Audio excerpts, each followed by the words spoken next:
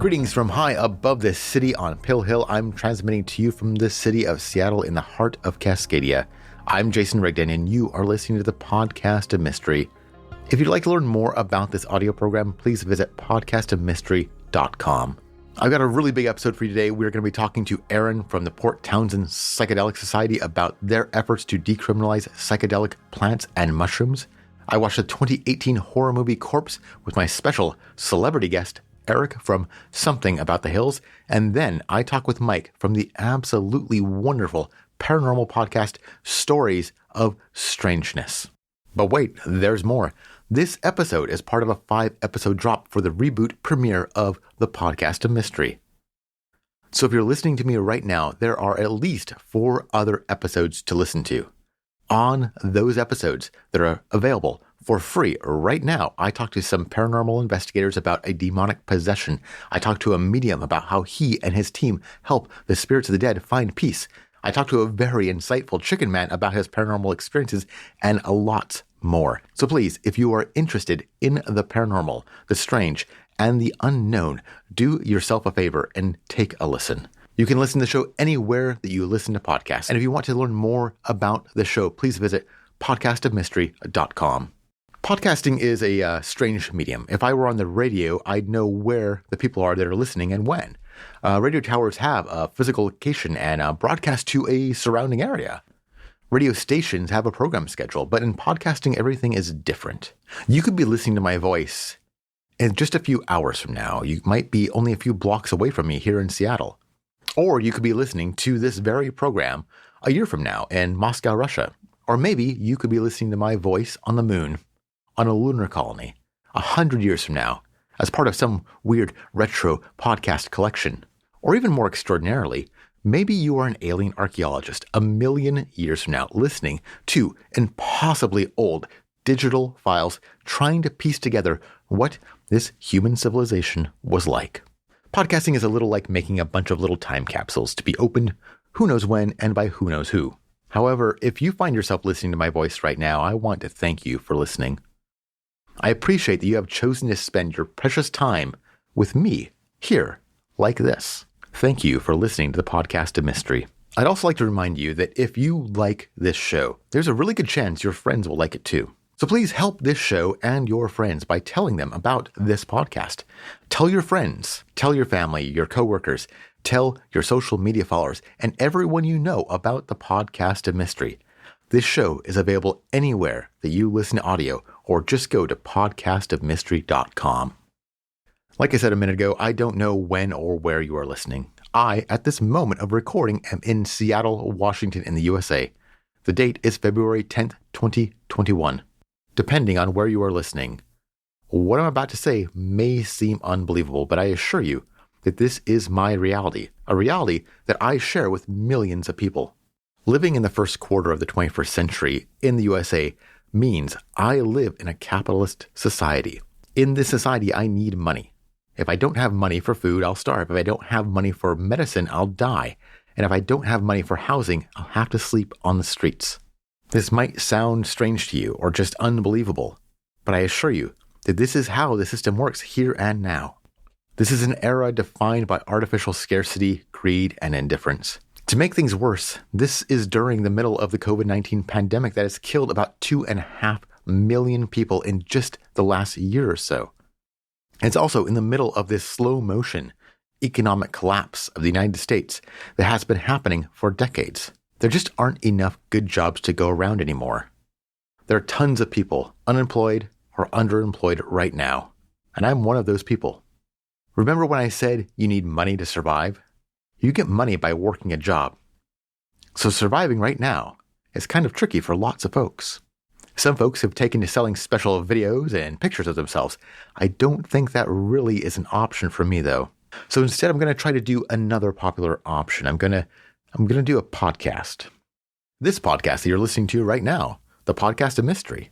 The ultimate goal of this podcast is to make money. This show is a product that I'm hoping you will like enough to pay for. So this is how this will work. If you like this show and have a few extra bucks, would you please consider joining my Patreon at patreon.com/podofmystery or go to podcastamystery.com/support. There's also a link in the show notes. For $5 a month, you'll get access to the Podcast of Mystery Discord server, the premium episodes, and I'll give you a shout out in a future episode. But most importantly, you'll be directly helping me make this podcast my job. These first 5 episodes I'm dropping at once are kind of a minimum viable product. It's a test to see how the market will respond. Will my listeners pay me money for this audio program? I don't know. I don't know if you will. I don't know if you can. But I'll tell you this. I can't keep making this show if I'm working some gig job, retail, or as a janitor. I do everything on the Podcast of Mystery myself. I do the research, I book the guests, I do the interviews, I edit the show, and I do the marketing. I don't have a co-host or some company behind me. It's just me. If you give this show money, it's going to me. So I hope you recognize the quality of this program. I put a lot of time and a lot of effort into this podcast. And I really hope you like it. I hope you like it enough to consider paying me to make more. Like I said, I'm releasing these 5 episodes as a product test launch. And I'll start working on the 6th episode as soon as I get my first Patreon member. So go to patreon.com/podofmystery or go to podcastamystery.com/support and help contribute to this show financially. You could be the very first patron for the Podcast of Mystery. You could quite literally be the reason I make more episodes. I've also got some Patreon goals you might possibly be interested in. If I have one patron, I will keep making episodes. So just one person paying $5 a month will be all that I need to keep this show going. If I get 10 patrons, I will start producing these episodes weekly. Until then, my production might be a little sporadic. If I get 100 patrons, I'll start producing 2 episodes a week. One will be free, and the other will be a Patreon exclusive premium episode. These are attainable goals, and you can help me reach them by going to patreon.com/podofmystery and signing up to become a supporter. If the Podcast of Mystery is the kind of show you enjoy, ask yourself if it is worth $5 a month to you. If we get 100 patrons, that would be 2 episodes per week for your listening pleasure. It would mean 8 hours of the Podcast of Mystery per month. 8 hours per month of extraordinary conversations with the most fascinating people about the paranormal, the strange, and the unknown.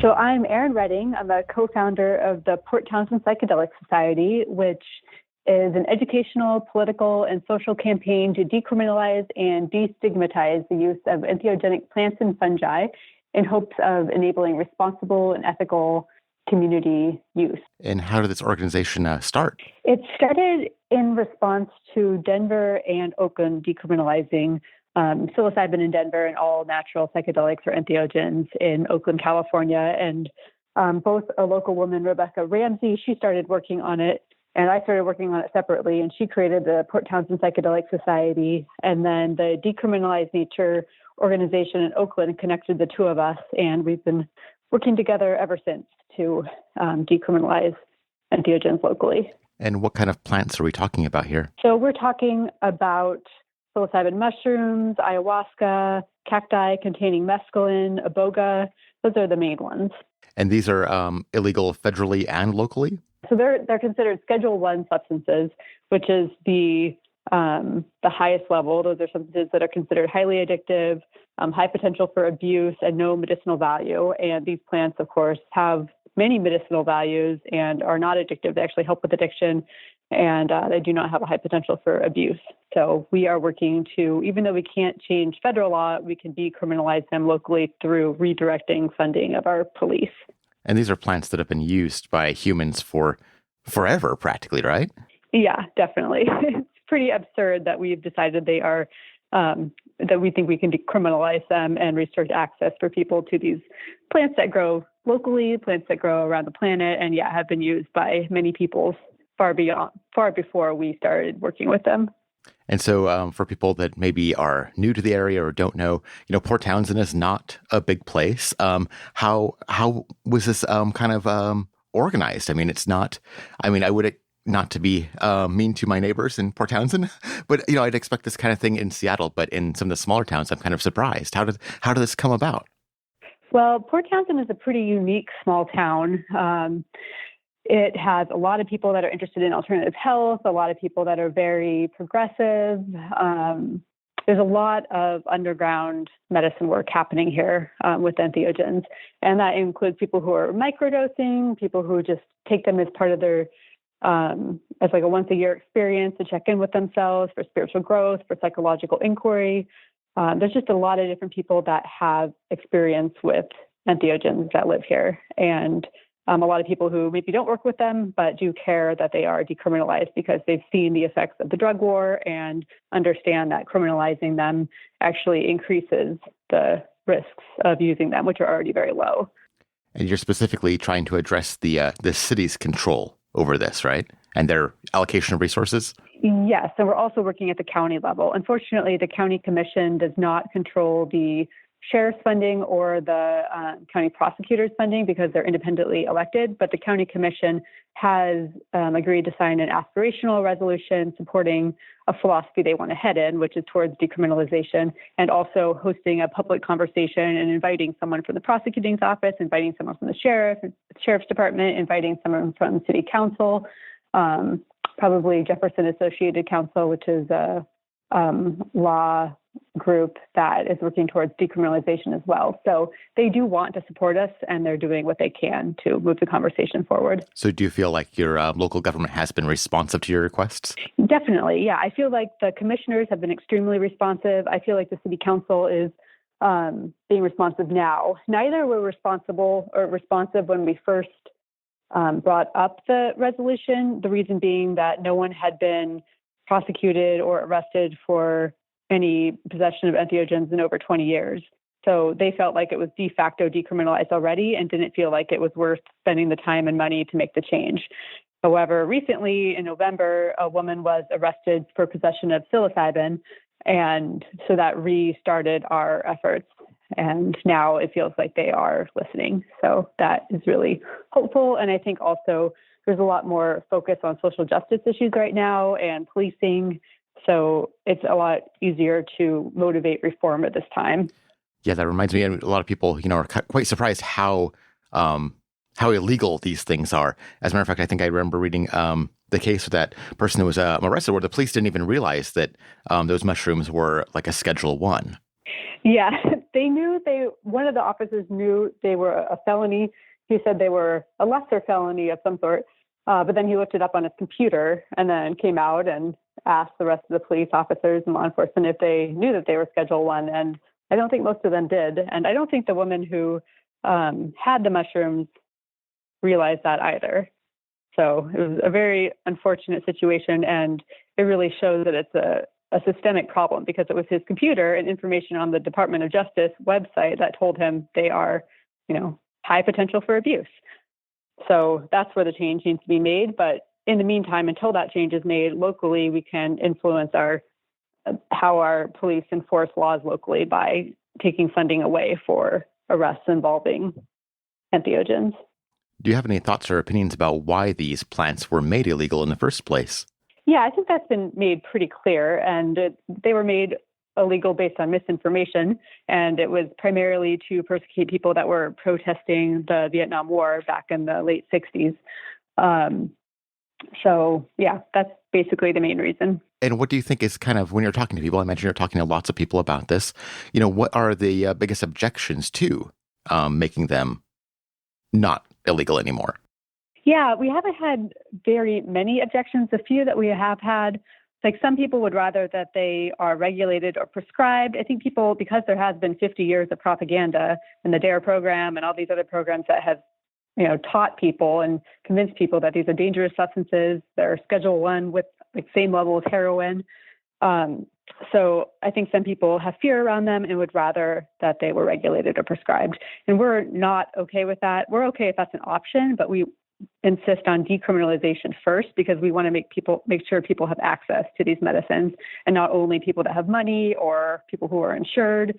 And we want to make sure people that are using them already in safe ways are able to continue doing so, and that ceremonies that have been held by indigenous peoples don't also become illegal. And then the one other thing that we've learned from cannabis is we want to make sure these plants aren't commercialized. And there's also different companies investing in synthetic versions of them. So we want to make sure those synthetic versions don't become legal in certain channels. And then there's even more pressure to criminalize natural versions outside of those channels, because those channels will be making profit off of the substances. Yeah, I think the legalization of marijuana, there's a lot of things to learn from it. And like you're saying, the commercialization, but also, we were told that, if we legalized marijuana, that the world would end, that there'd be chaos in the streets and society would crumble. Right. And nothing really has changed. And it's hard to imagine that legalizing, these plants would do the same thing. Do you get the same kind of fear mongering of people that, society will collapse? Not so much anymore. I think that people have learned a lot through cannabis and understand that these are all also natural plants. And there's also been Michael Pollan's book and a lot of other very positive press. So on all sides of the political spectrum, we really haven't received much resistance, other than people maybe having slight fear that there'll be more chaotic behavior or it'll lead to more drug use. But criminalization hasn't reduced drug use in the first place. And entheogens actually help treat addiction, so they can help reduce drug use, especially if we create safe spaces to work with these medicines. Yeah, and that seems like the key with some of this, physician or maybe therapist-assisted, therapy with these plants. That seems like there's a lot of research that could be done with that. Yeah, and we would love for that to be an option as long as they're also decriminalized. Mm-hmm, mm-hmm. Yeah, because you don't want to necessarily just you need a doctor's note. You want to be able to have people in their personal lives make the decision themselves. Is that what I'm getting? Exactly, yeah. And have other local governments done this? Yeah, Oakland was the one that led the way in this particular mode of decriminalization of all natural psychedelics or entheogens. And then Santa Cruz followed suit pretty closely. Ann Arbor did it this fall, and Somerville, Massachusetts just did it very recently, I think in the last 2 weeks or so. And then Washtenaw County is really awesome. That's the county that Ann Arbor is in. So they have a very forward-thinking prosecuting attorney, and he issued a policy directive extending Ann Arbor's resolution countywide, and has agreed to not prosecute any cases involving gifting, gathering, growing, possessing, using entheogens in his county. So we're hoping our prosecuting attorney will do something similar. We're not sure if he's going to be on board yet, but we're hoping so. Yeah, and then Denver and Washington, D.C. And Oregon all decriminalized various substances by ballot. Denver with psilocybin, Washington, D.C. did all entheogens, and then Oregon decriminalized all substances, and then also psilocybin within therapeutic contexts. And how have things changed in those kind of jurisdictions? Are people just having more freedom? Has anything bad happened? Is there anything that we should know? No, there have been no negative reported consequences in any of those places. And one of the reports I heard from Oakland is that people are having less challenging experiences because they don't have the additional layer of fear that they're doing something illegal and could get caught. So the main outcome, and I think they're also in Oakland building structures for people who right now don't have access to have access. And a lot of the education and supportive structures are moving from being underground to being publicly available. Although that's still a slow, cautious process because they aren't federally legal yet or federally decriminalized yet.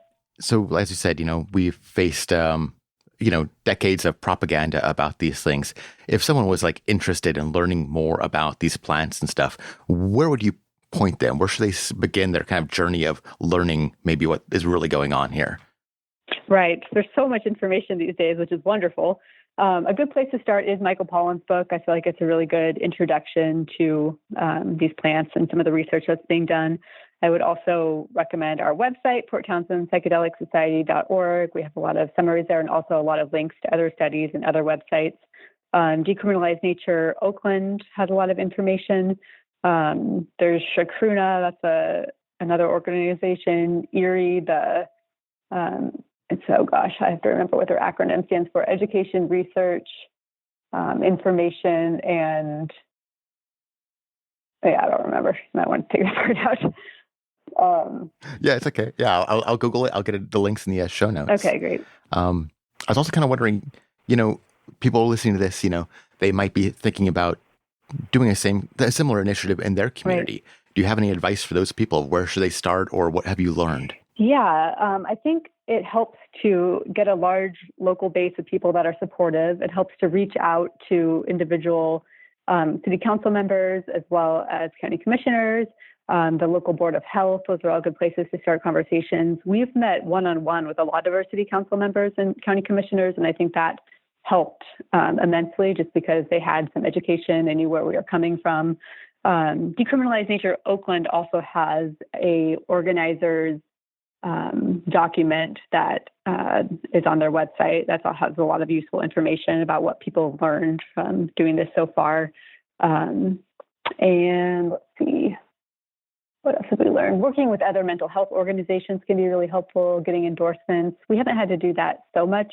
We're a pretty small town, like you said, but in bigger cities, I think that's more important. So the last thing would be hosting community events and building awareness and bringing people together and just building excitement for a potential positive change. And on the state level, are there any initiatives like we've seen with marijuana to make these plants legal in the state of Washington? I think there are. Decriminalize Nature Seattle, which is also the NCO Society of Washington. I think those two organizations are working together. Both to decriminalize entheogens in Seattle, but also to do something at a state level. I'm not exactly sure where they're at with that, but I do plan to collaborate with them as is needed as they move forward with that. I'm not sure where they're at right now. Yeah. I was, hoping that I was trying to look before this interview, doing my research, if there's any real traction on the federal level. But it seems like with marijuana, despite the fact that all these states have legalized it and nothing bad has happened, there really doesn't seem to be that much traction to get marijuana actually fully decriminalized along with these other plants we've been using for generations. Right. Yeah. I do think that the group that decriminalized entheogens in Washington, D.C. is starting to work at the federal level. I just read an article about that yesterday, but I'm not sure where they're at. And I think that organization is much more flexible in terms of regulation or decriminalization, which we're very focused on decriminalization first. So there is a difference there, but I do think there's a little bit of work being done at the federal level.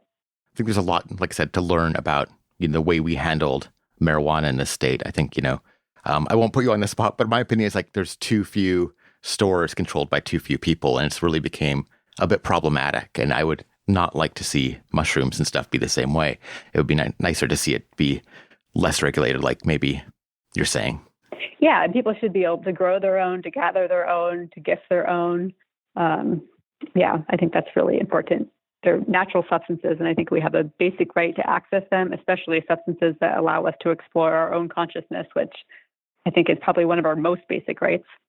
Yeah, maybe could you tell me about that then? Go into a little bit more, for the people, maybe they've never done anything like this. They've never had any of these experiences or don't know anything about it. Why are these things important to people, like the individuals, that are partaking in these plants? Why is it important to them?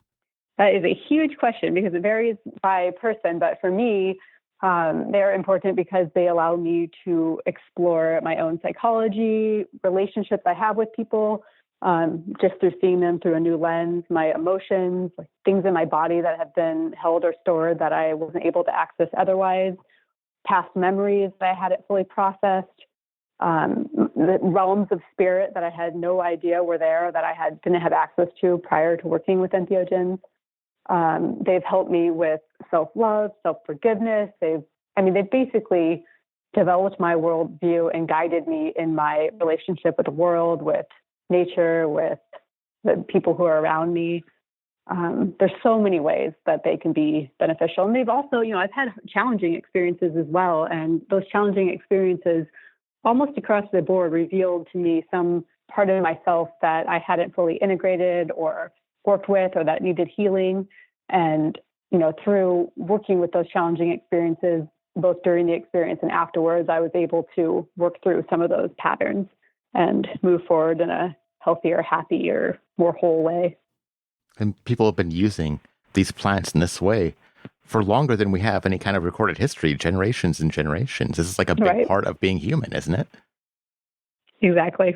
Yeah, it's pretty basic. And yeah, that's why this is so important to me. It just seems so obvious and so important for so many people. So I would love to see all entheogens decriminalized and then many safe and responsible uses or spaces created for their use.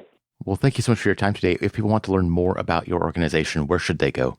The Port Townsend Psychedelic Society has a website at porttownsendpsychedelicsociety.org. That would be the best place. We also have an Instagram page and a Facebook page. Yeah, those are the main places. I'll make sure I have all those links in the show notes. And once again, thank you so much for your time and for the work you're doing. I mean, this is really, really important work for like humanity. Thank you. Thank you for recognizing that and helping get the information out there. We appreciate it.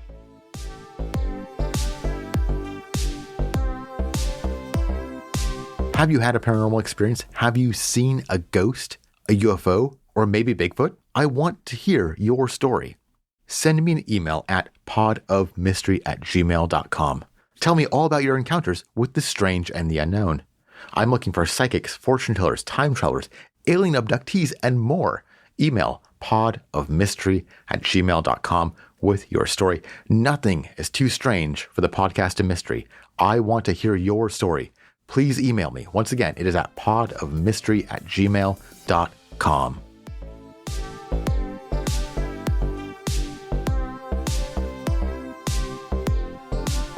Hi, I'm Eric. I make music as Something About the Hills, and I'm here today to watch a movie with my friend Jason.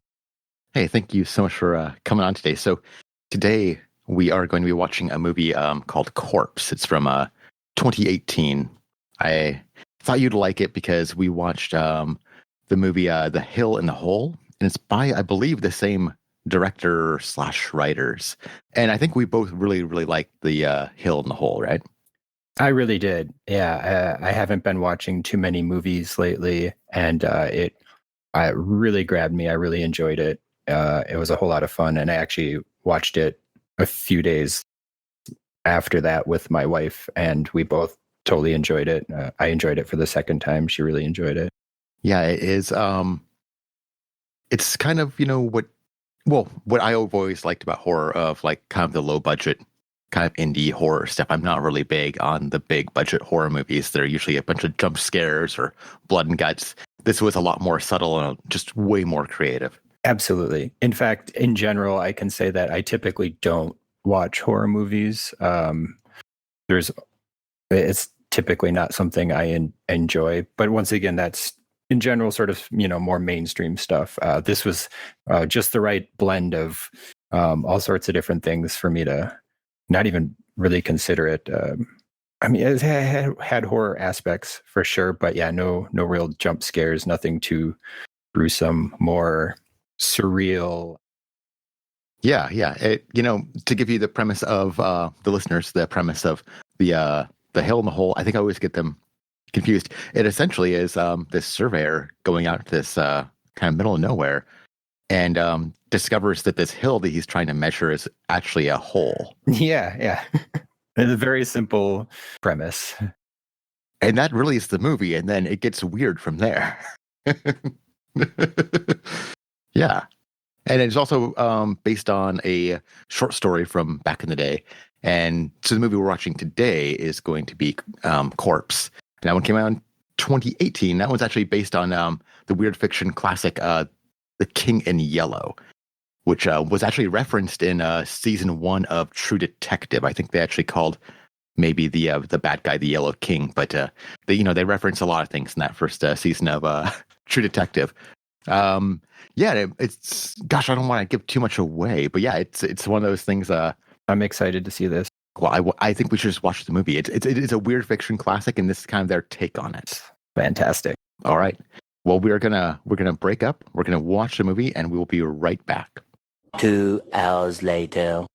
This is the podcast of mystery, and I'm your host, Jason Rigdon. I am joined here with my good friend Eric, the person behind the musical project, Something About the Hills. Where can people find information about your music? Somethingaboutthehills.com. Facebook, Twitter, Spotify, iTunes, Amazon, Just Google something about the hills. Hopefully that will work. We just watched a very strange movie. What were you? What? Can you tell me what we just watched? Yeah. It felt to me a whole lot like I felt watching Primer. Do you remember watching Primer? Okay. Yeah. Similar feeling. That sort of fractured paranoia and flashbacks and mystery. The movie we just got done watching was Corpse. It is a movie from 2018, directed by Christopher Ernst and written by Bill Darman. Once again, I hope that I got your names right. Before we get into anything that's spoilers, maybe, would you recommend this movie to someone else? Sure. I wouldn't give it a strong recommendation. Yeah. But I would recommend it. Yeah. I enjoyed watching it. Yeah, I would definitely recommend it if I thought the person was had similar taste as me. It's a very strange movie. It is a horror movie. But one thing that not as a spoiler really, there is despite the movie being horrifying in a number of ways, and scary and disturbing, I believe there is no violence in this movie. Yeah, I don't think so. Yeah, for a movie that was this disturbing, it's quite remarkable not to, and especially speaks to their time of so many mainstream horror movies. That is their deal: blood, gore, body horror, jump scares. This is different. Yeah. Yeah, I'm not even sure there was like a slap or a shove. So if you had a friend, someone who you thought would dig this movie, how would you pitch it to them? Oh, well,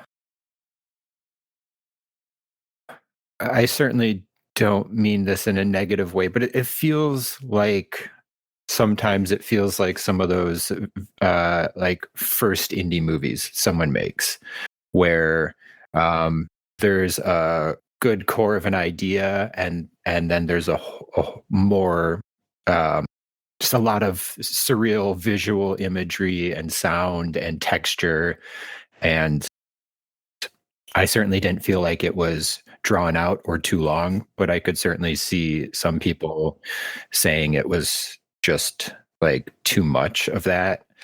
I would tell people, like, before we get into the spoilers, because I want to talk about the movie, but before that, I would say that if you are a fan of indie horror movies, and even maybe indie fantasy movies, and you are a fan. I mean, if you are a fan of The King in Yellow, or any of that weird fiction, or if you're a fan of Lovecraft, I think this is a movie that you should see. I mean, right now we would just watch it for free on Amazon Prime. So, got Prime, it's free to watch. It's only going to cost you your time of an hour and 23 minutes.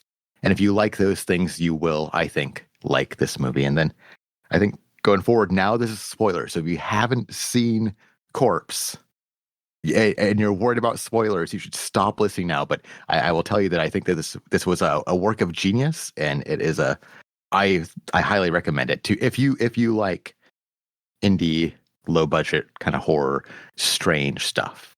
If you like that weird stuff, this is right up there. If you're looking for Saw 4, this is not it. Okay, so you've had your warnings.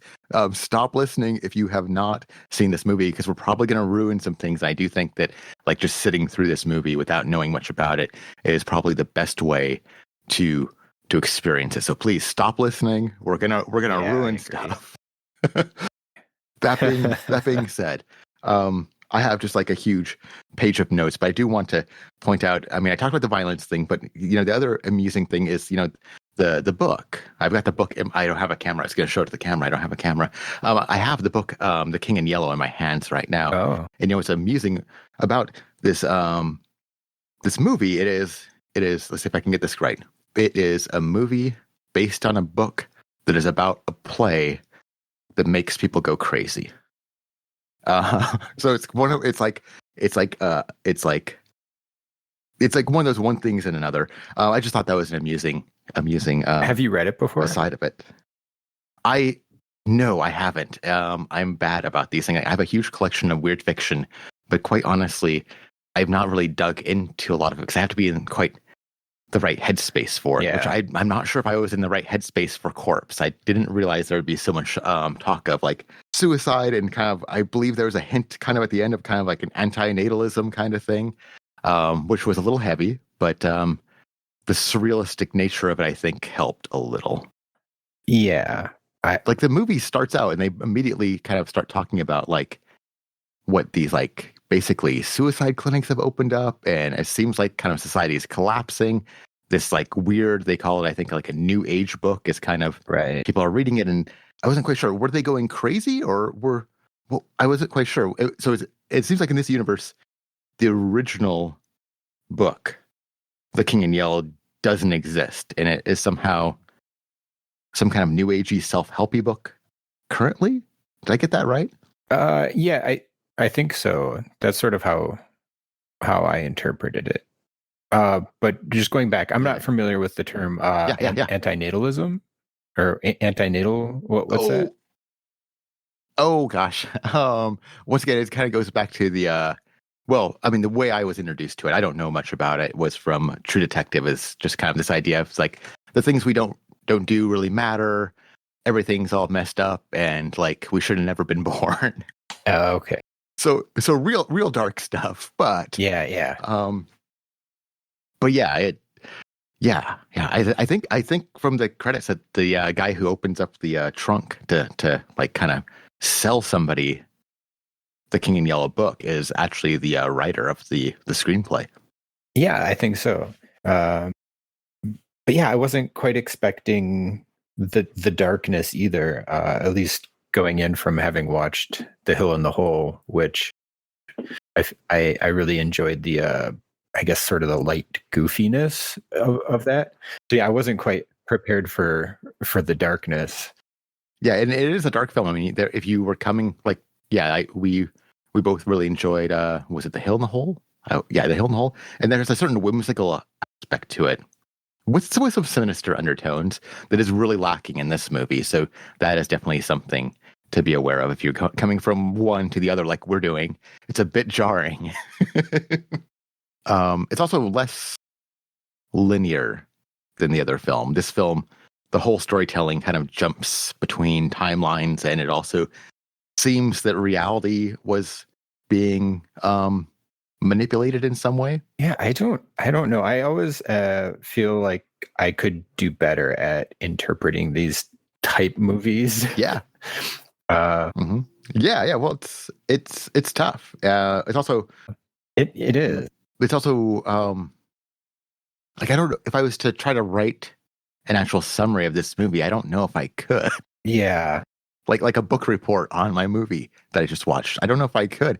I would probably, if that was my goal or my job right now, I would probably sit down and watch it again right now, just having seen it all, watch it again. Definitely is one of those movies that I think has a high degree of rewatchability. I think there's a lot of things that I probably missed or was confused about. And also, It's great because it is, like you said earlier, it is a relatively short movie. So the rewatchability side is a lot easier to do as opposed to a movie that's like 3 hours. Yes. And for me personally, I feel like, well, at least I noticed with this one in particular, but I often need, in this case, it was about 25 minutes, I think, for that sort of flashback flow storytelling to sort of, for me to become sort of attuned to it.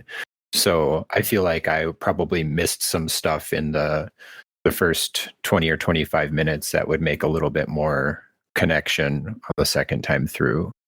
Looking back, are there any scenes that really stick out in your mind? I think when the trio is at the lab or the computer research place, where they divulge, I think that Jen, I think that was the character's name, had been injected with the whatever it was, and that things were going to go badly. And I think that was sort of one of those like jarring moments where, out of the chaos of the storytelling and whatever weirdness is going on, that sort of cements this moment of reality where it's like, oh crap, what have they done and what is going to happen? And it's hard to tell exactly what they are doing, right? There's, on one side, there's some kind of quantum simulation going on. There's nanotech and then some kind of like epigenetics aspect to it. Yeah. Who knows if it is even something hinting at a reality. Yeah. I was thinking, because of the reality simulation and the fact that there's so many of those scenes where the sky or the buildings are kind of mirrored, that I was wondering if that was some kind of indication of some kind of divergent realities in some way. It's the visuals and the music, I think, were pretty fantastic. I don't know, how do you feel about that? I agree. I enjoyed it. I think the particle effects maybe got a little old at some point. But I don't know. I mean, I tend to enjoy these sort of visual beasts. Yeah, it felt a little, with the little particles, it felt a little bit like the yellow version of the Upside Down from Stranger Things, a little bit. Yeah, a little bit. And I wasn't sure if it's supposed to signify anything. Is this just kind of the environment, or was this like when the Yellow King was somehow like exerting his influence? Because I'm also kind of confused about, were those incarnations of the Yellow King? There's several people with, yellow ties or yellow jumpsuits. Yeah. Were they just incarnations of him, or were they more servants of this Yellow King? Almost seemed to me that they were like servants leading towards. Did you make any connection between the, I don't know what we would call him, like the Oracle sort of guy, and Boris? Was that the researcher's name? Yeah, I think Boris was the researcher's name, and I wanted to look it up, but I wanted to leave it ambiguous because I wasn't quite sure if it was that him or not. The one that was kind of like speaking the weird words. Yes, yeah. Because that person also, and at one point seemed to be reading tarot. Yeah, I think. Yeah. I'm not sure what was going on with him. Very confusing about that. But yeah, I thought that that was going to be him, but then I'm not sure if that was what was meant by that. I was trying to find some pattern or meaning to the particles too, and I couldn't. And then I wasn't sure if it was. Initially, I thought maybe it was supposed to be Ash. Yeah. So because it shows, I mean, one of the aspects of the movie that kind of creates this world and gives us kind of peeks into it, of like that. It seems to be that at some point they kind of had these like suicide clinics where just anybody could go in and kill themselves.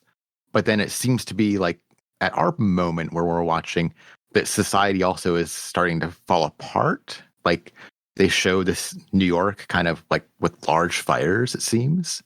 And they speak of people just being on the street. And then that one like actress lady is like murdered. Yeah. As listeners probably can tell, it is definitely one of those movies that, after you get done watching it, your head is just spinning a little bit because you're trying to figure out what's going on. And, if you watch movies enough, sometimes there isn't a point. Like you're trying to struggle to figure out why this happened and this happened. And, when you hear the director, that those things had nothing to do with each other. This definitely would be one of those movies I would love to hear, like the director's commentary. Yeah.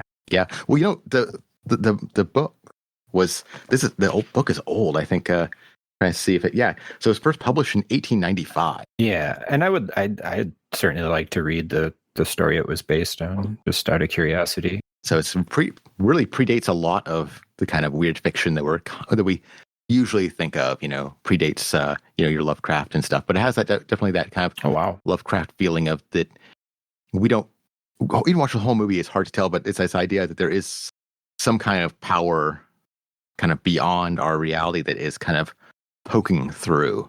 And when it's poking through, it's causing a little bit of damage. I don't know, did you get that at all of that? Like, because there's pictures, they show you like peaks of what seems to be like another world, the pyramid and the weird sky. Yes. Yeah. Yeah. How do you feel about watching this movie? I know it's a little intense. I'm glad I watched it. I don't feel like I don't think it'll make as lasting of an impression on me. But I'll certainly be thinking about it for a while. So I don't know. And I assume that the screens of text during the movie were likely right from the book. I think my notes, I think that there's two different slides. Some of the slides I think were kind of almost like written monologues from the characters. Like one of them I think was Boris. Oh, that, yeah. But then some of them had actually in the bottom like kind of like a reference to the book. Right. Yeah, that's right. I would say like no. I think reference to the play. Yeah, reference to the play, that the play doesn't actually exist. I think it's just referenced in the book. Okay. Interesting. As if it's being I was like pointing out there's this weird thing of like the book is about a play that doesn't exist, and then this movie is about, it's kind of an interpretation of that book. One of those kind of Inception kind of things where your mind is kind of confused. But if you're looking for something weird, like this would be a great like late night movie. I don't know. I would recommend not being on any kind of drugs while watching this. It's not that kind of movie. You're probably gonna have a bad time. Yeah. So any other last like thoughts or comments about the movie before we leave? I don't know. I wish I had some really, really great, insightful thing to say about it. I don't.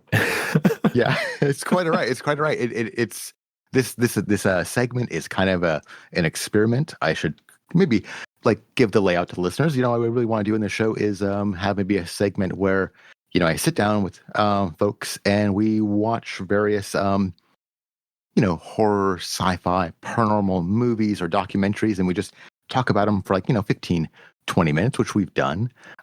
We'll see how it goes. It's totally an experiment. This movie in particular was so dazzling that I think it's hard to really discuss it afterwards. Yeah. And I think dazzling is a really good maybe description for this movie. There's a lot of kind of trippy, weird, mind-altered scenes. And I love that. Oh yeah, no, it was absolutely fantastic. I enjoyed the colors and the imagery, and one thing that I think they really not carried over because this one came first, but from the newer movie you saw, really kept that idea of just striking visuals. Like that's one thing that this movie and What the Hill and the Hole both had. It was like really striking visuals. Like there's kind of a look to it. I was certainly engaged the whole time. I appreciate that. Well, thank you so much for your time. We watched 2018's Corpse. We'll have a link to it in the show notes. Like I said, it's free on Amazon Prime. And my guest was Eric. And where can people hear your music? That is not horror music. It's normal person music. You can look up Something About the Hills on any streaming service or go to somethingabouttthehills.com. Thank you so much again. And thanks for taking a chance. I know this is a little bit of an experiment, but I appreciate your time. Thanks for having me.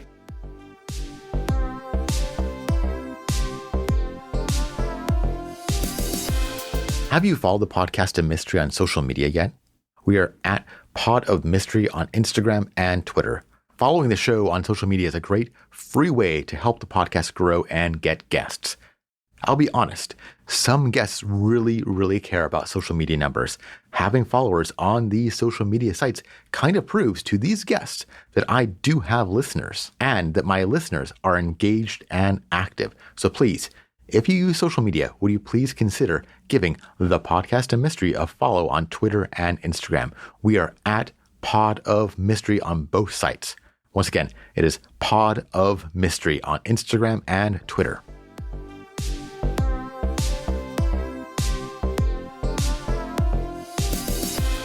So, hi, I'm Mike. I'm one of the co-hosts of the Stories of Strangeness podcast. We've been going since May of last year, so we're coming up on a year fairly soon. We publish episodes every 2 weeks on any kind of number of paranormal stories, cryptids, hauntings, anything kind of weird and wonderful, really, which is kind of why we called it Stories of Strangeness. So we've done episodes on Nikola Tesla, we've done episodes on Borley Rectory, Bigfoot, mermaids, aliens, all sorts of stuff. So I co-host it with my wife, Zoe. We were supposed to be recording tonight, but unfortunately I have fallen behind on my writing duties. So we're going to record tomorrow, ready for release on Monday. So we've got a new episode out on Monday. And this one's going to be interesting because this is a continuation it's a series, basically. So at the minute, I'm doing a 3-part series. And generally we alternate. So one fortnight, I'll do an episode, and then my wife will do the next one, and then back and forth. So we research it, we write up a short presented piece, and then we discuss it, normally quite irreverently. We like to have a little bit of banter and a bit of humor about these subjects, because I think you can get too bogged down in kind of the seriousness of it all otherwise. But this one's going to be interesting because it's a continuation of the series. So this is each of the 3 that I'm doing is a separate topic, but they all link in together. And I can't really tell you more than that, otherwise it won't be a surprise. The last one was actually the Philadelphia experiment, the last one I did. So this is going to be the second in the series. So, yeah, I have been reading hard and writing slightly less hard. And if people want to find more information about your site or your podcast, what website should they go to? We are at storiesofstrangeness.com. So it's pretty simple, pretty easy. I'm not as good at updating it as I should be, but I do try and update it when we put out a new episode. We put out things like we use our blog to put out show notes and things like that, just in case people don't kind of read them in their favorite podcast playing app. We have a gallery, because one thing we do on the show is for every episode we do, we draw an illustration based around that theme or topic. So I think Zoe's a little behind at the minute, but she's currently homeschooling our daughter. So we a little bit of leeway is given there. But I'm up to date on all mine so far. So we do an illustration for every episode. We put those illustrations onto Redbubble, and people can buy them on t-shirts, socks, shower curtains, clocks, whatever. And what made you want to start the show? Have you always been kind of interested in this kind of topic? Well, this is actually my 3rd podcast. So I did a short-lived Star Wars podcast with a few friends called The Garbage Will Do, which is still available, but only has about, I think, 10 or so episodes before a couple of the guys moved away, and it became very difficult to kind of get together, scheduling, that kind of thing. And then I do a solo show about Dungeons and Dragons called I Cast Pod, which is currently on a rather long hiatus, because Stories of Strangeness kind of took over. But that was just about kind of learning the game and learning more about it for me and for listeners. And both myself and my wife have been interested in the paranormal and kind of weird goings on pretty much since we were both children. We both kind of recounted on the show reading the Arthur C. Clarke's Mysterious World book when we were younger and being fascinated by different aspects of it and things like that. We kind of talked about it for a little while, and then we just said, well, why don't we do it? I've got the gear. Obviously, we needed to buy another mic, but that's not a big deal. We've been going pretty strong actually so far. It's been good. And what do you think kind of drove this interest in kind of the mysterious and the paranormal? I think it's just an extension of kind of both of our natural curiosity. We're both quite naturally curious people. We both like to research things and find out more about stuff, and kind of I'd say we both kind of just slightly to the left of obsession, but we do get quite involved. So for us, part of the fun is researching this stuff and reading about it and finding out more, because a lot of these topics that we're covering, we might have known a little bit about anyway. But it's a way for us to learn more about the subjects as well, and then hopefully pass that on to other people who can enjoy it as well. Yeah, I really appreciate that you do have that kind of fun aspect of it. I think that a lot of this content has, over the years, maybe become a little bit too serious. And, it is serious, but there is like a fantastical, amusing side to it that we can enjoy. I think if you don't maintain some kind of healthy sense of humor about this kind of stuff, it can lead you down the kind of tinfoil hat brigade route, where you start seeing conspiracies everywhere. And, I'm just slightly to the left of that, I would say. I'm not wearing my tinfoil hat. I'm wearing my Dungeons and Dragons hat. So there's no tinfoil under here, just a bald head. And you do this with your wife. How has that worked out? It's kind of a unique situation to bring the spouse in. Yeah, well, I mean, again, Zoe's been fascinated by this kind of stuff since childhood. She grew up in East Anglia in England, which is the home of Black Shuck, which was one of her episodes. It was one of the first episodes she did, actually, because she was fascinated by the idea of this black demon dog that lived around. And she said that when she was a young girl, her and her sister used to go out and try and look for Black Shuck and like call it and things like that. They lived somewhere quite rural, so they thought they were in with a chance of seeing it, but never did, sadly. Or maybe not sadly, I don't know. Maybe not the sort of thing you want to encounter, but there they were out there with, the kind of lack of fear that children have, just trying to find this demon dog. But yeah, I mean, we work really well together. We've been best friends for many, many years. We've been married for over a decade now. We have a young daughter together, and we share a lot of the same kind of interests and sense of humor as well. So I think that works pretty well for us. And luckily, we don't get sick of each other's company, which has been really handy during the lockdowns that we've been having. So yeah, could be worse. Yeah, that's a whole other aspect of being in this kind of lockdown situation and making a creative project with your spouse. But it seems to be working. I mean, the show is great. Oh, good. Thank you. Yeah. Well, we're enjoying doing it. And I think that comes across, it's like yourself, if you actually enjoy this stuff and it kind of gets you excited to get to the computer and start doing stuff and writing or speaking or whatever, that's half the battle, really. But yeah, we have a system where we rotate who cooks each evening during lockdown. So one night I'll cook and the next night she'll cook. And then whoever has cooked, the other person puts our daughter to bed and reads her a story. And then on nights we record after she's gone to bed and we've got settled in, we set up the mics and off we go, kind of thing. Yeah. So you're recording these strange stories right before bed then? No. Well, is this causing any kind of problems with going to sleep? I'm a real night owl. So, normally after recording finishes, we're probably into the kind of 11 o'clock sort of kind of time frame, at which point I've probably got about another 3 or 4 hours in me, but Zoe normally goes to bed at that point. Yeah. And I have to ask, have you yourself had any kind of paranormal experience?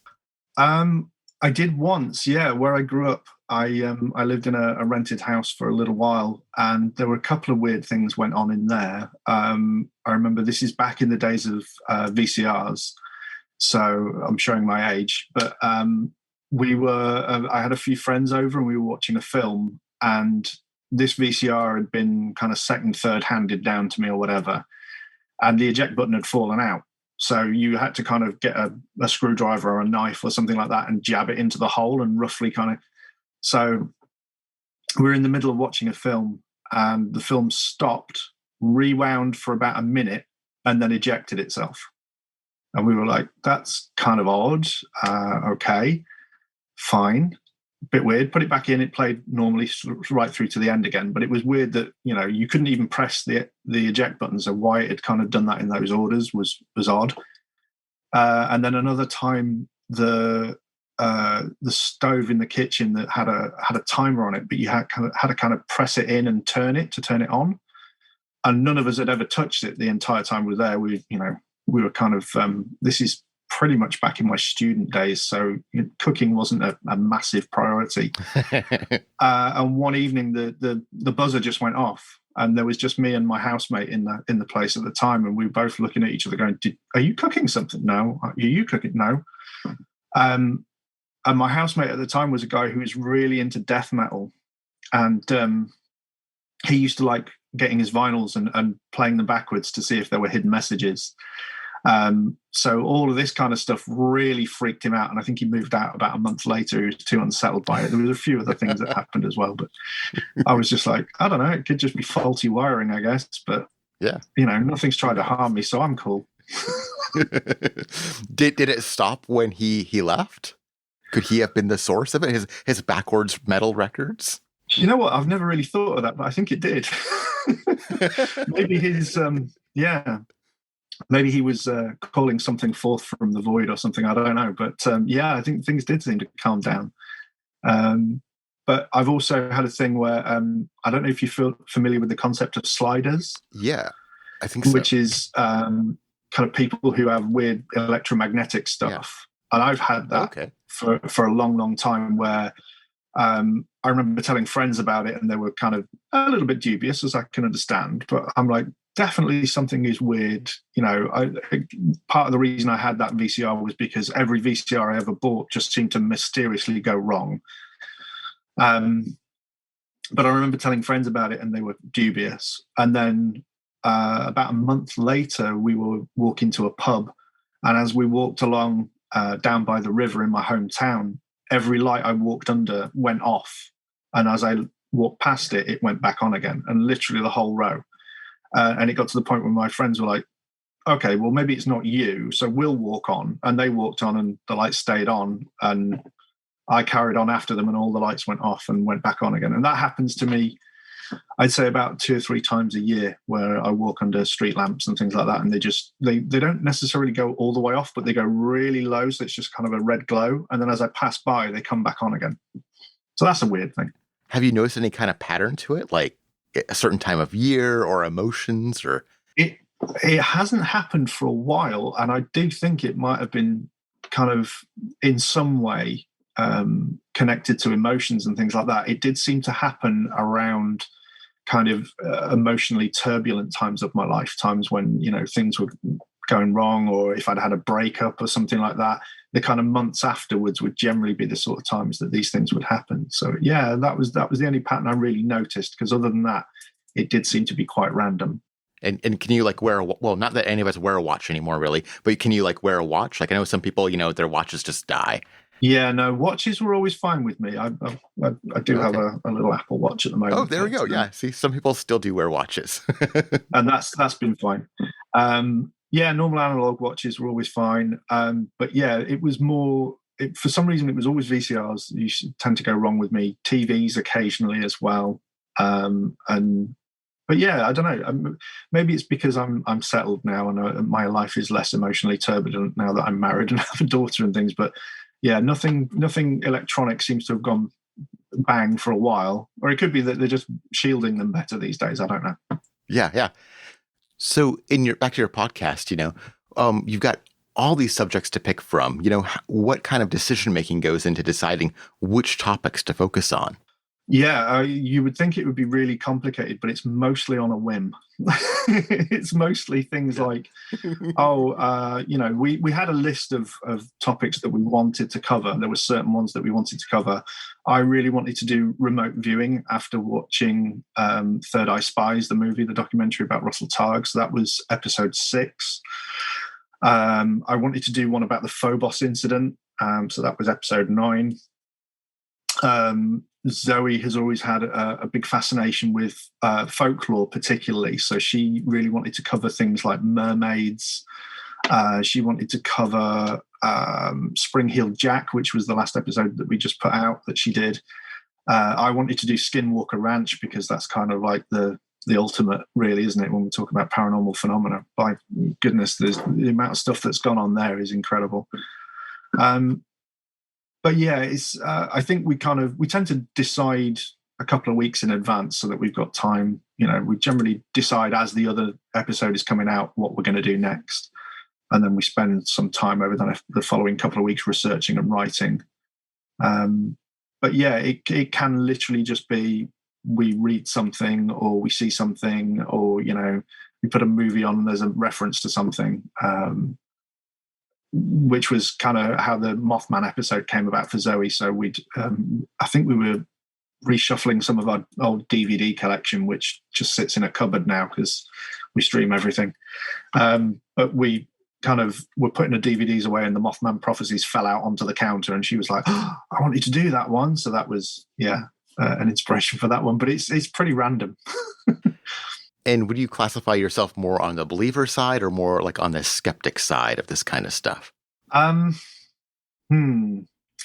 a kind of, I think we're both pretty much in the same way. We both want to believe, but we add a healthy dollop of skepticism. And actually, one of the things we've noticed about doing this show is that some of the ones that we were interested in as kids and things like that, as we've read more about them now, we've kind of almost debunked a couple with the research we've done. Not us personally, but we've read other stuff where people have debunked stuff, and we're kind of reading it going, I really wanted this one to be true, but now it kind of seems like maybe not. And yeah, there's been a few kind of disappointing moments like that, but we kind of relay the information that's out there and let people make up their own minds, really. But yeah,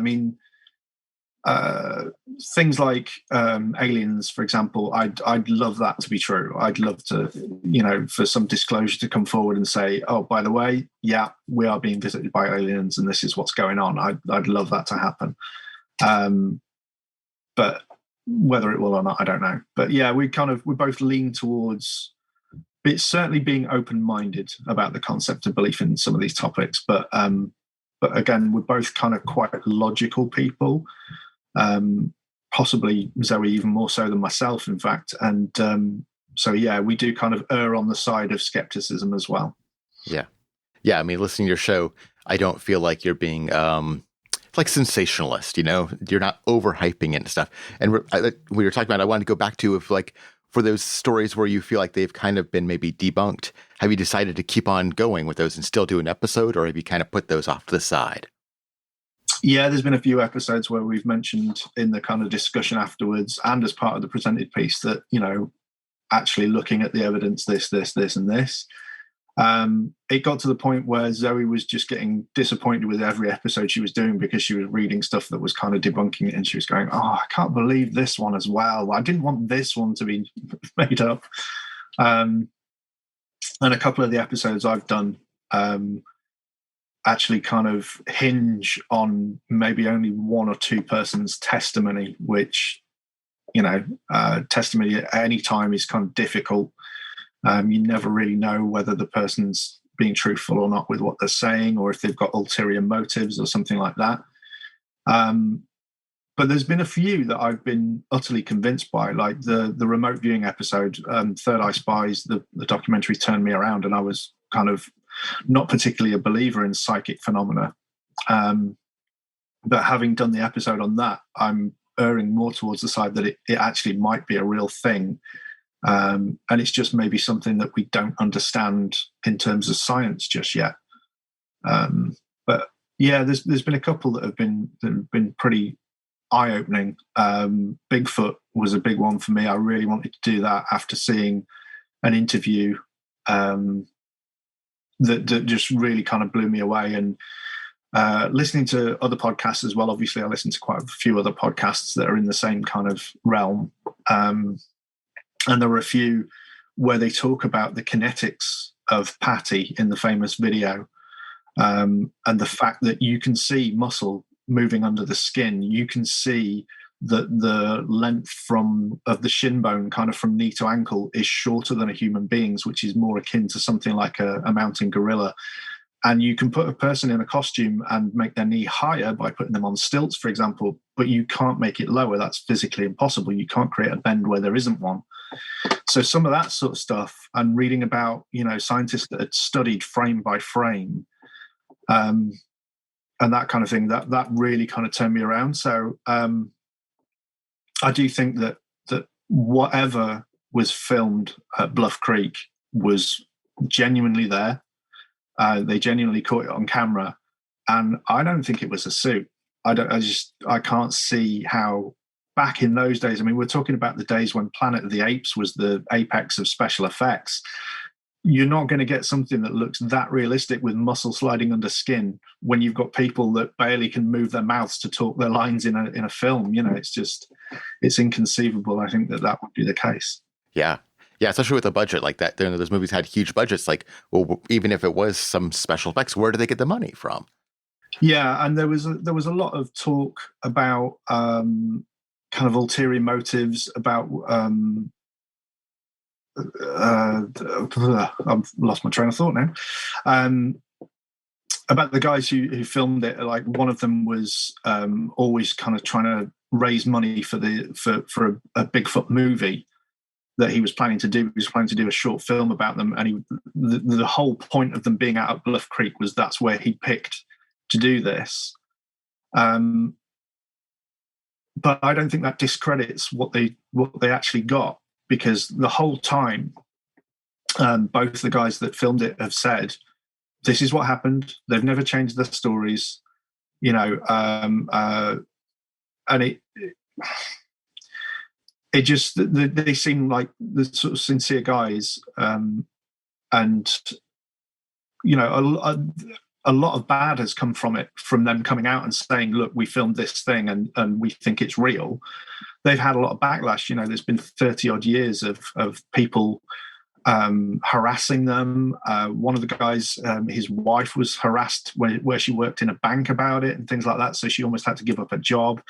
So some of these witnesses are coming forward and really kind of putting not necessarily their lives on the line, but maybe their livelihoods and their kind of way of life on the line, just to come out and say, look, this is what I saw, you know.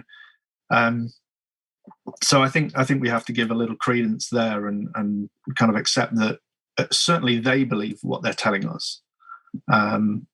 But yeah, it's all, the whole field is difficult in that way, because most of the evidence collected in any of these cases is going to be witness testimony, and you know, sometimes even not even first-hand testimony.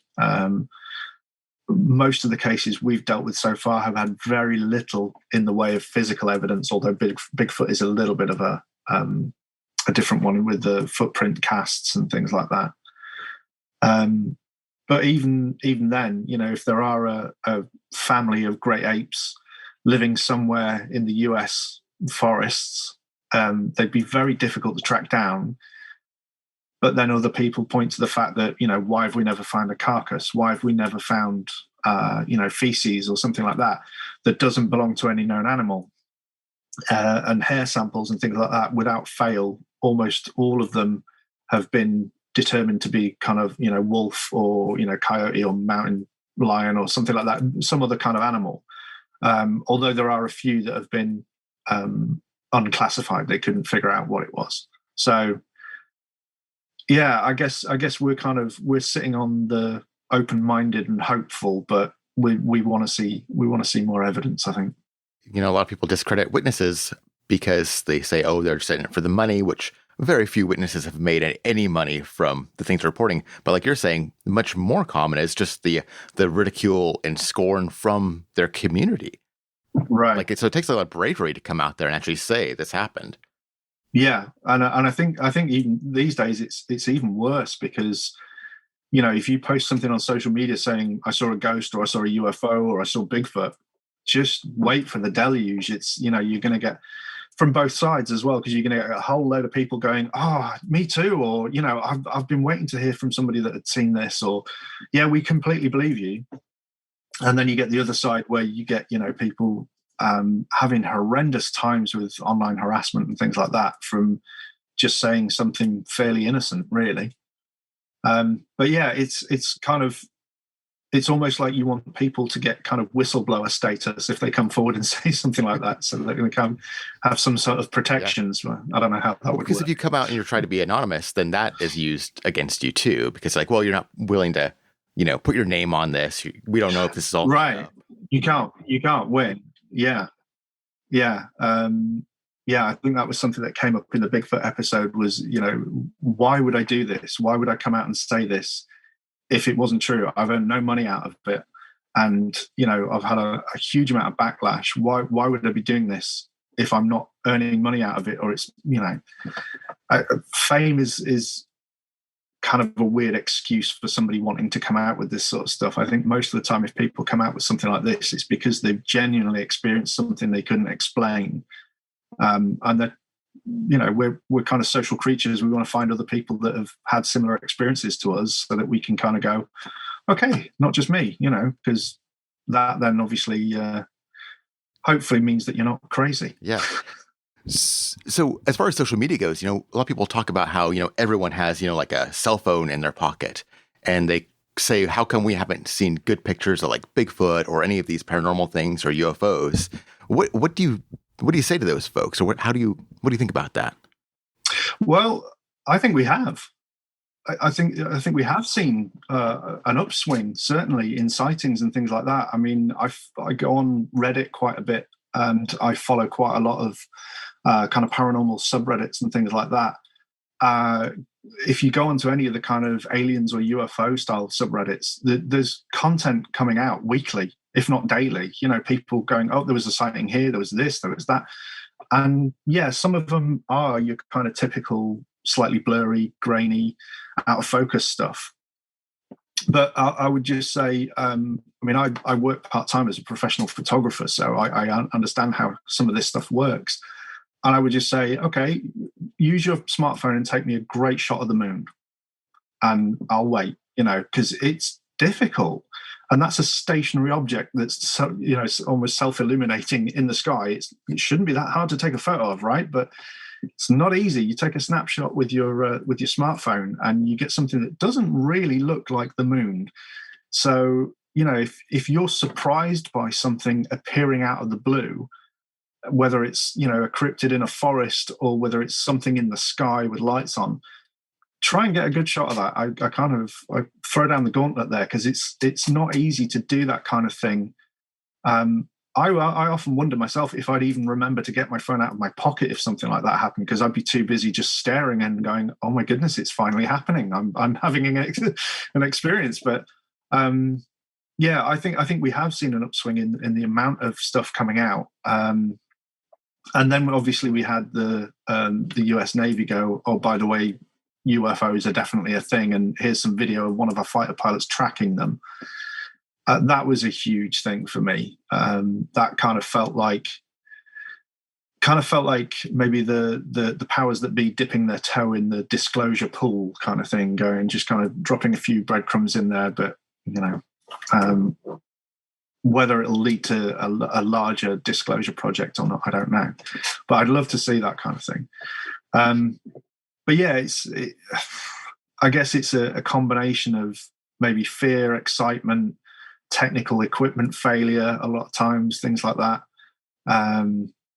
But yeah, there's definitely stuff out there if you go looking for it. I guess if you're casually interested in this kind of field, then maybe it does seem like, you know, we should have way more. But actually, if you go looking for it, there's a lot out there. Yeah, I kind of relate it to, you know, when you're out walking or hiking and you see a cool bird or a rabbit and you try to get out your cell phone and take a picture and they run away immediately. Well, yeah, that doesn't mean that bird didn't exist. Yeah, exactly.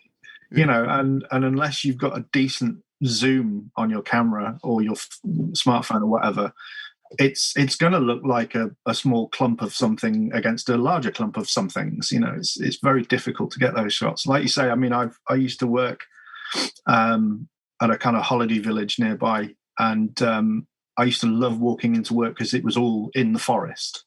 So you'd walk to work and there'd be deer and squirrels and rabbits just kind of running wild. And I used to take my camera with me and try and get a few shots. And yeah, I shot quite a lot of photos and got maybe a handful of good ones. So it's you know, talk to any nature photographer. They spend days in one position just trying to get a shot of an Arctic fox or something like that.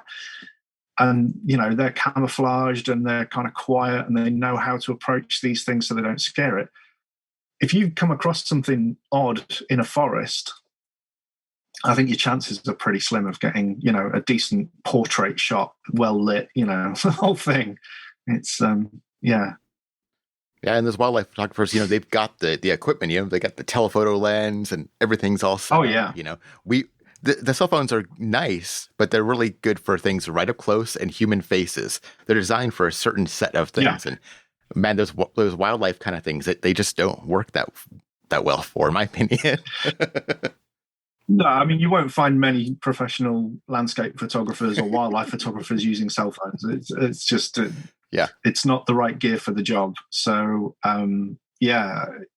it's like you say, they're really great for snapping a photo of your friends or the occasional kind of landscape shot of somewhere you're visiting or whatever, just as a keepsake. But they're not really, they're incredible devices, but they're just not up to the work of like long range telephoto photography. They'd be great for alien selfies. If you can get one to stand next to you and do the selfie, then that's perfect time. But hey, Zork, do you mind just standing still while we do it? Hey, that would be great. That would be the ultimate. But even then, you could post that photo online, and 100,000 people are going to tell you it's fake. I've seen in all sorts of supposed alien photos. There's been a few come up recently. There was one of I think he was an airman or a military personnel, kind of standing over the body of what looked like a grey. And it was a shot I'd not seen before. And I think it was supposed to have been kind of from Roswell or something like that. It looked slightly more modern, but yeah, it was weird because there was a grey on a table in front of him, and you could see another body behind.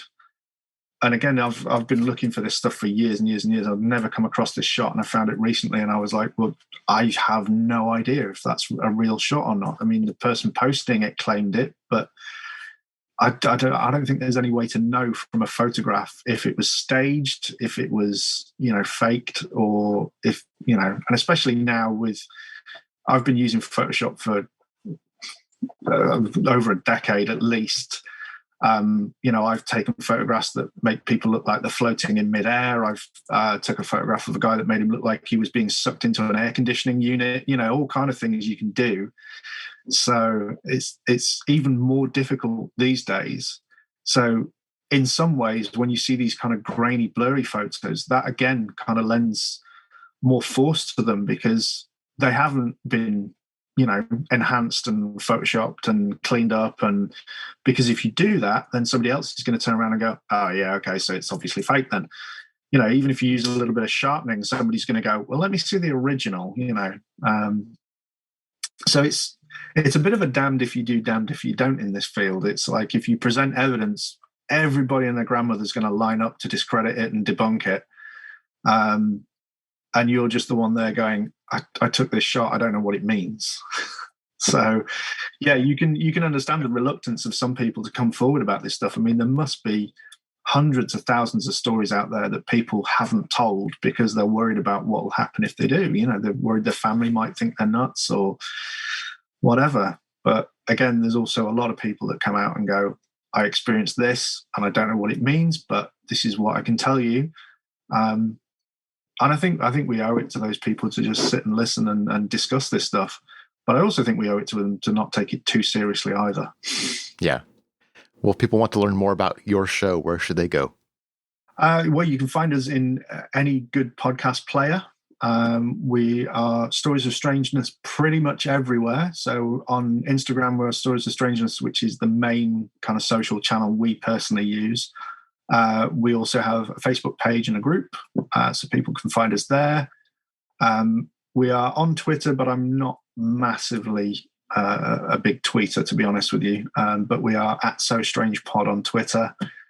But yeah, we're always looking to talk to people, to listen to people's stories. People can send us stuff in. And yeah, if you ever listen to pretty much any of the episodes, towards the end, we kind of tell you where you can find us and how to reach us. Yeah, and I'll make sure to have those links in the show notes. Thank you so much for your time today, and thank you for the show. I really, really enjoyed it. I listened to that Spring Hill Jack episode, and I was hooked. Cool. Yeah, that was good. We've had quite a lot of people say that it was a really good episode, so Zoe's quite pleased.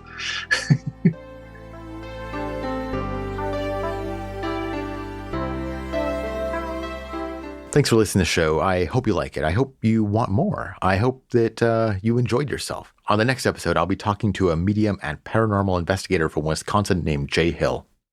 This is one of those must-listen episodes. We were only scheduled to talk for about 20 minutes, but Jay was so fascinating that the time flew by, and the interview ended up being over an hour long. It was an absolutely fascinating conversation, and it's available right now, along with 4 other episodes of the Podcast of Mystery. Before I go, I just want to remind you to tell a friend about the Podcast of Mystery. I don't have money to buy advertising, so I need my listeners to help spread the word. Word of mouth is the number one way people find new podcasts. So you'd really be helping this show and your friend by telling them that you think they should listen to the Podcast of Mystery. If you want more information about this show, just visit podcastofmystery.com. Thank you so much for listening.